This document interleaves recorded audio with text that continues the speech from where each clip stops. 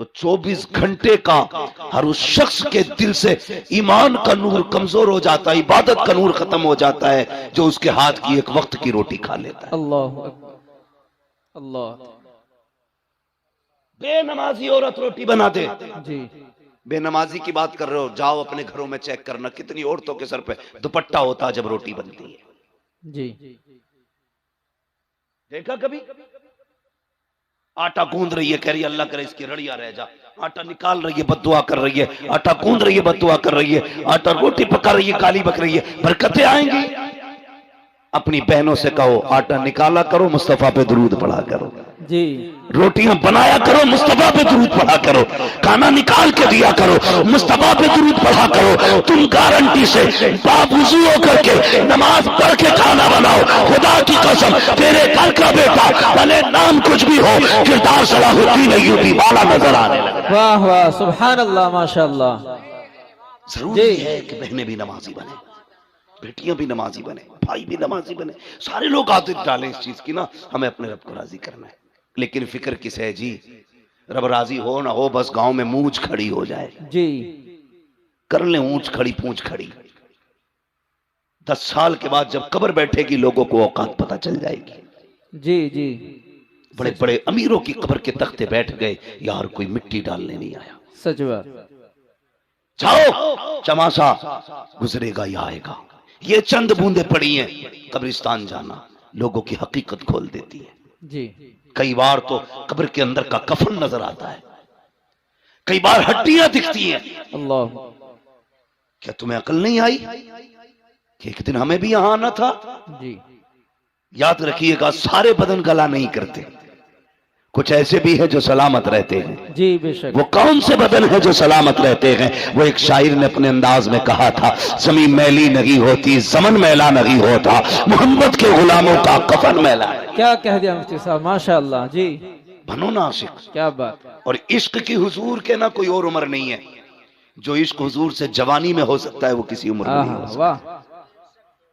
जो जवानी में उम्र हो सकता है, हुजूर से इश्क हो सकता है। जी मुफ्ती साहब माशाअल्लाह। वाल किसी से नहीं हो सकता। कहते भैया दाढ़ी रख ले, क्या है मौलाना तुम्हें क्या पता, तुम्हें तो मुल्लागिरी सूझे। जी चल हमें मुल्लागिरी सूझ रही है, ये दाढ़ी वाले लोग बैठे, इनके कनपटे पे किसने तमंचा रखा था दाढ़ी को, वरना ठोक दूंगा। जी है? किसी ने कहा था कुर्ता पजामा पहनो वरना अगले दिन गोली मार दी जाएगी? नहीं। पैसे नहीं थे इन पे, ये भी कोट पैंट खरीद सकते थे। जी बेशक। हैं? हजामत के कितने पैसे, 150 रुपए जाते, इतने ये भी दे सकते थे। लेकिन दाढ़ी संभाल के रखी है, जी बेशक। कुर्ता पजामा पहन रखा है, सिर्फ अमामा सजा रखा है। क्यों? सिर्फ इसलिए नहीं कि ये फैशन है, इसलिए सजा रखा है दुनिया कुछ भी कहे, मदीने वाला महबूब राजी रहे। जी वाह, क्या कह दिया माशाअल्लाह। बेशक। तुम खुद सोचो, जिस दिन कुर्ता पजामा पहनते हो कितने अच्छे लगते हो। जी तुम्हें खुद भी एक अलग सी फीलिंग महसूस होती है। बार बार मुड़ मुड़ के शीशा देखते हो। एक दिन उनका लिबास पहनते हो तो अच्छे लगते हो, 365 दिन उनका लिबास पहनोगे तो कितने अच्छे लगते। जी वाह माशाअल्लाह। लेकिन आदत है ऐसे घुस जा जिनसे मेरे को पता ही नहीं लगता ये पहन के सिलवाई है कि सिलवा के पहनी है। जी जी जरा एक टांग में कितने लब है, ऐसी फिटिंग ऐसे सब दिख रही है, सच में। अकड़ी पड़ी है टांग, सब दिख रही है। और नमाज पढ़ने आ रहा तो पता ही नहीं चल रहा। इतनी देखो, इबादत भी सलीके से होनी चाहिए। खाली मुर्गे की तरह ठोंगे मारने से नतीजा कुछ नहीं। आ गया मस्जिद में, इतनी टाइट पैंट है, जब सजदे में गया वो नीचे घुस रख गई और शर्ट ऊपर को उठ गई। जी अब तेरा सरकारी हाउस है। जी ये अबे जब पहले से ही 3 इंच छोटी है, वो पूरी किधर से होगी? जी यही बात। बोलो, कम से कम नमाज के लिए तो ऐसी ड्रेस होती, तू खुल के अपने रब को सजदे कर लेता, जी बेशक। तू डट के अपने रब को राजी कर लेता। एक सजदा तो निकालना ऐसा। जी खुदा रहा, जोड़े अपने आप को मुस्तफा से, करीब करें खुदा के। वो बड़ा करीम है। चेहरे सजाओ सुन्नतों वाले, रखो दाढ़ियां चेहरों पर। मैं किसी खास कौम का नाम नहीं लूंगा, समझदार होंगे तो समझ जाएंगे। जिन कौमों के अपने तशख्खुस हैं, भले वो अच्छे लगे ना लगे, लेकिन वो फिर भी लगाए लटकाए घूम रहे हैं। और खुदा ने तो तुम्हें दाढ़ी के बालों से शेर बनाया था, जी वाह तुम क्यों मुंडा रहे हो? लगता जी। नहीं जुमे जुमे जाके रोज छील के मस्जिद में साफ करके आते हो, देखते हो कोई बाल रह तो नहीं गया। ये हुजूर की सुन्नत है, इसे पूरा कर और सजा के देख। मौलाना नहीं यार, रख लेंगे जब उम्र आएगी। नहीं, जनाजे की कोई उम्र नहीं होती। याद रखना, जहां से कोट पैंट खरीदते हो ना, उसी मार्केट्स में कफन भी मिला करता है। जी बेशक। मेरी बात याद रखना।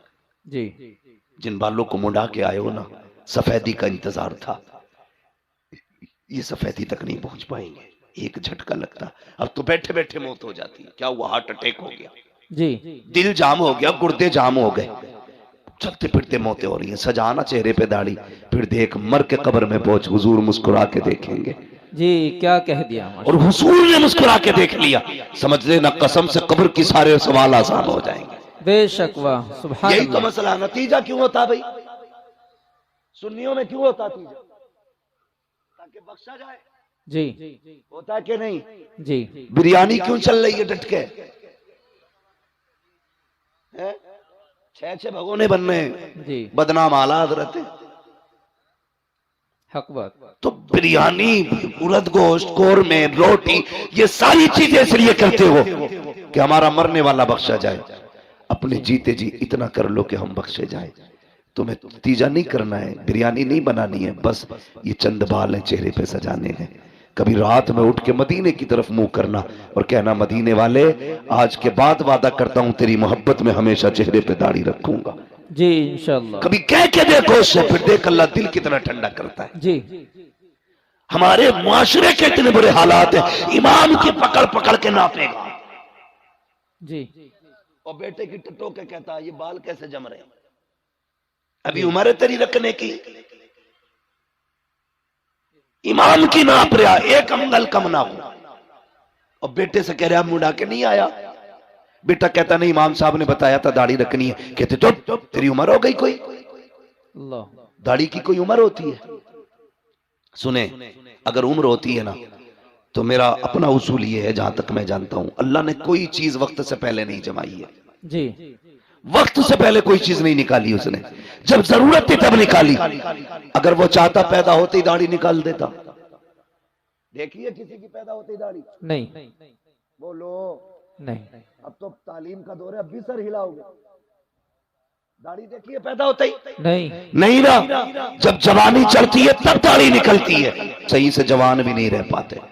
बात ज्यादा गहराई से नहीं करनी है, बस इतनी समझ लो, जवान वही रहते हैं जो दाढ़ी वाले होते हैं।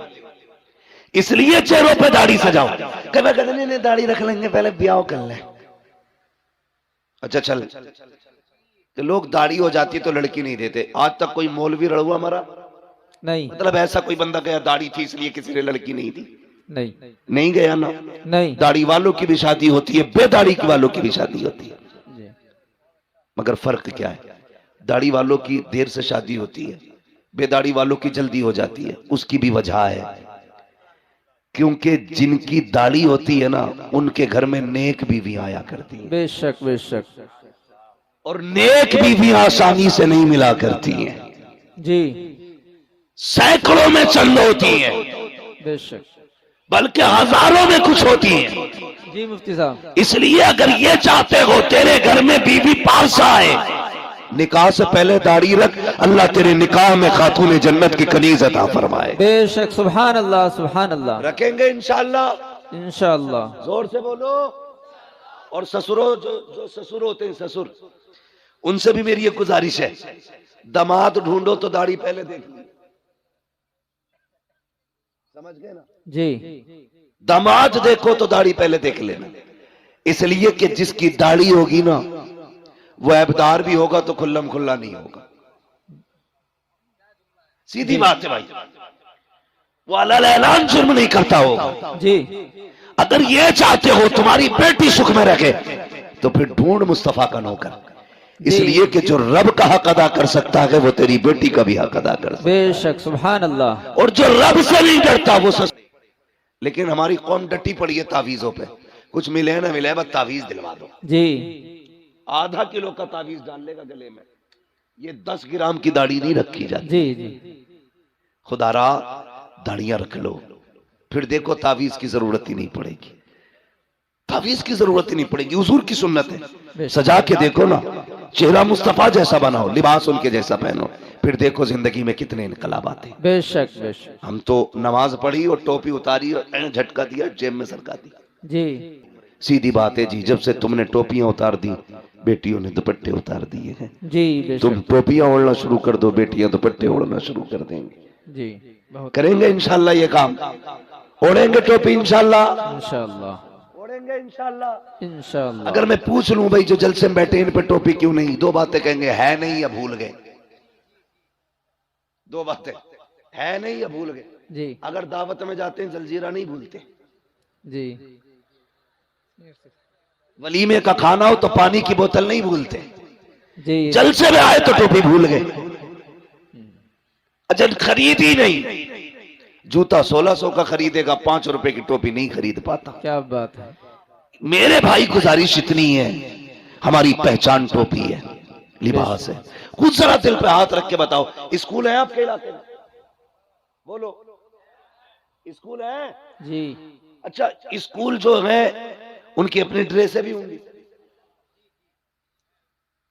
होती है कि नहीं? होती है। किसी स्कूल की ड्रेस अगर ब्लैक एंड व्हाइट हो, ठीक है, दूसरे स्कूल की ड्रेस किसी और कलर की हो, तीसरे स्कूल की ड्रेस कलर की हो, अलग अलग कलर की ड्रेस हो, अगर ब्लैक एंड व्हाइट पहन के कोका कोला ड्रेस वाले स्कूल में जाए, वो जो दरबान खड़ा होगा रोक देगा, भाई किधर जा रहा है जी। वो कहेगा स्कूल में।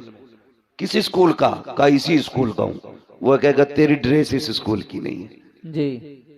तेरी ड्रेस बता रही है तू उस स्कूल का है जी। जा अपने स्कूल में जा।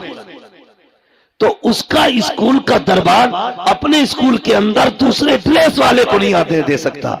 तो तुम्हें क्या लगता है जन्नत में हर ड्रेस वाला चला जाएगा? आहा क्या कह दिया। जन्नतियों की भी अपनी एक ड्रेस है। अगर इंग्लिश मीडियम पढ़ने वाले तलबा का लिबास अलग है तो मुस्तफा की उम्मत का लिबास भी अलग है। अगर स्कूल जाने वाले के बैच के लिए अलग कैप होता है तो मुस्तफा की उम्मत के जवान की टोपी होती है। अगर स्कूल में पढ़ने वाला बच्चा टाई पैंट में जाता है तो फिर मुस्तफा का उम्मती टोपी और कुर्ते पजामे में नजर आना चाहिए, ताकि जब कयामत में जाओ तेरे पे दाढ़ी हो, फरिश्ते पूछे किधर जा रहे हो, कहा जन्नत में, कहा अलामत क्या है, दाढ़ी दिखा के कहते ना हुजूर की सुन्नत है, उन्हीं का गुलाम बन के जन्नत में जा। बेशक सुभान अल्लाह सुभान अल्लाह। इसलिए चेहरों पे दाढ़ियां सजा लो ताकि गेट पास मिल सके। अपनी तो सीधी बात है, वरना ऐसा कोई धन्ना सेठ नहीं है तुम दाढ़ियां मुंडाते रहो, सुन्नत की पमाली करते रहो और नारे रिसालत के नारे लगाते रहो, हुजूर को तकलीफ नहीं होगी। अगर इस धोखे में हो तो निकाल देना अपने आप को। जब तक पूरी कोशिश नहीं करेंगे हम रसूल को राजी करने की, उस वक्त तक गलतियां भी कितनी अंदाजे से माफ हो सकती हैं।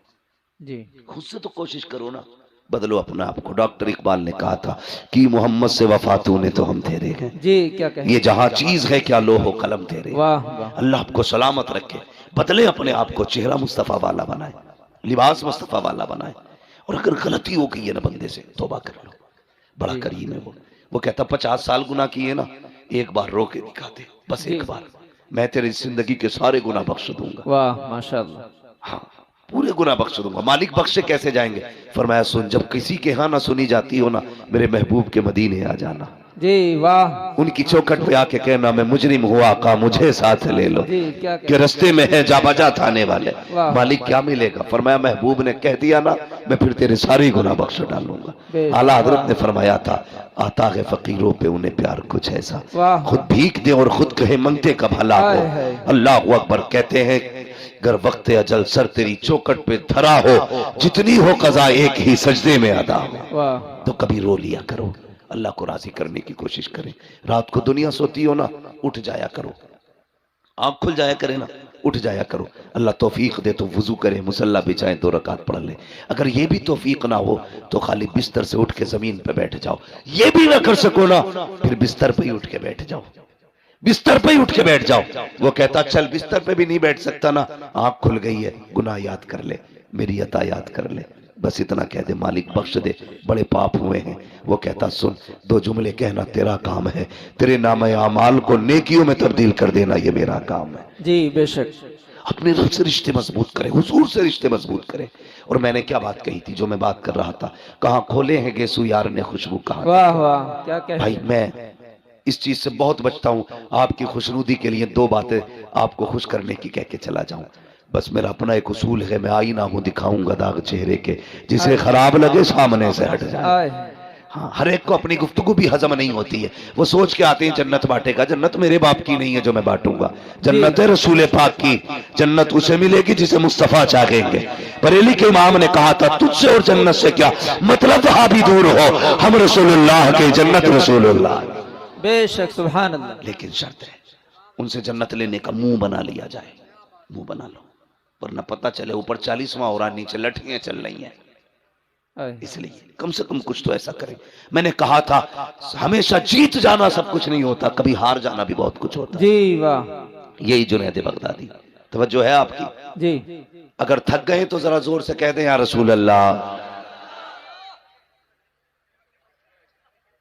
वाकई थक गए तो इतनी जोर से या रसूल अल्लाह कहा आपने जी। अगर नहीं थके तो अब और जोर से कह दें या रसूल अल्लाह। या रसूल अल्लाह। माशाअल्लाह, अल्लाह सलामत रखे। बस इतने अच्छे लोग हैं तो जी चाहता थोड़ी सी बात और कर जाऊं। लोग अच्छे, मेरा जी चाहता ये बात पूरी करूं।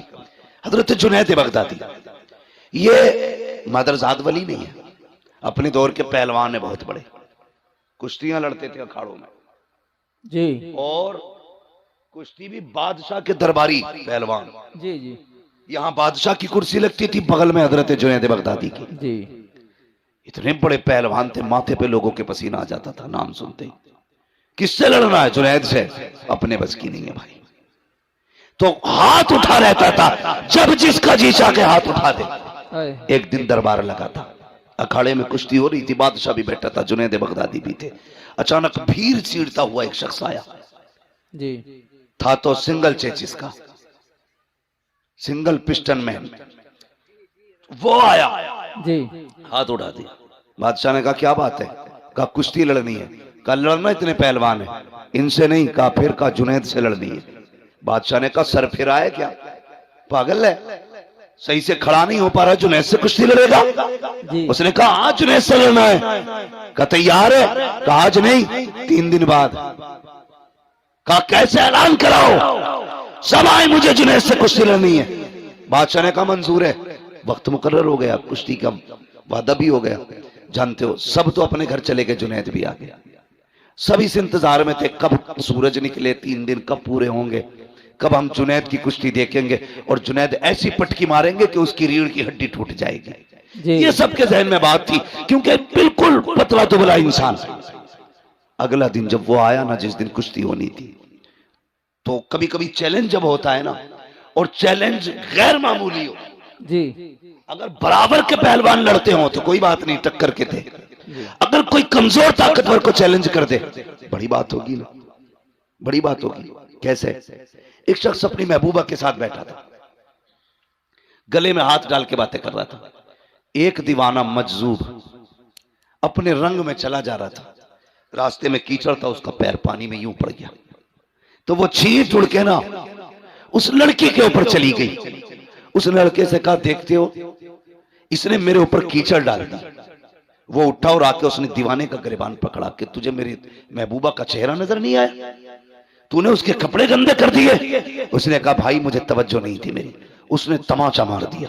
जैसी तमाचा मारा, उसने यूं देखा और चल दिया। आगे जाके ना किसी ने देखा दीवाना आ रहा है, कहा यार इधर आ। कहा क्या? कहा थोड़ा सा दूध पी ले। उसके आगे दूध आया, रो दिया। कहता वाह मालिक तेरा करिश्मा, कहीं थप्पड़ खिलाता है, कहीं दूध पिलाता है जी। जब इतनी बात कही ना, ये तो दूध पीने में लग गया। मालिक तेरा करिश्मा, कहीं दूध पिलाता, कहीं थप्पड़ खिलाता है। इतने में लोग दौड़ते हुए आए, बोले पकड़ लो, यही है। लोग पकड़ के लाए, वहां जहां कीचड़ उछली थी, देखा वो शख्स मरा पड़ा था। कहा क्या बात है? बोला तूने मारा इसको। कहा क्यों? कहा इसने तेरे थप्पड़ मारा, तो तू बता तूने बद्दुआ की थी उसके लिए? कहा नहीं। कहा फिर ये मरा कैसे?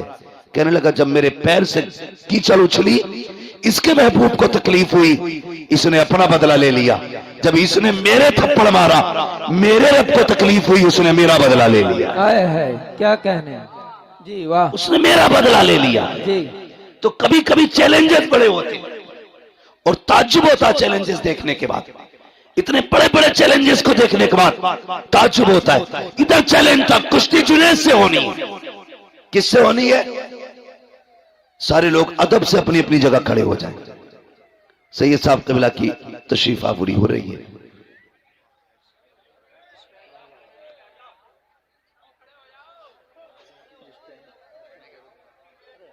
हजरत को आने में कोई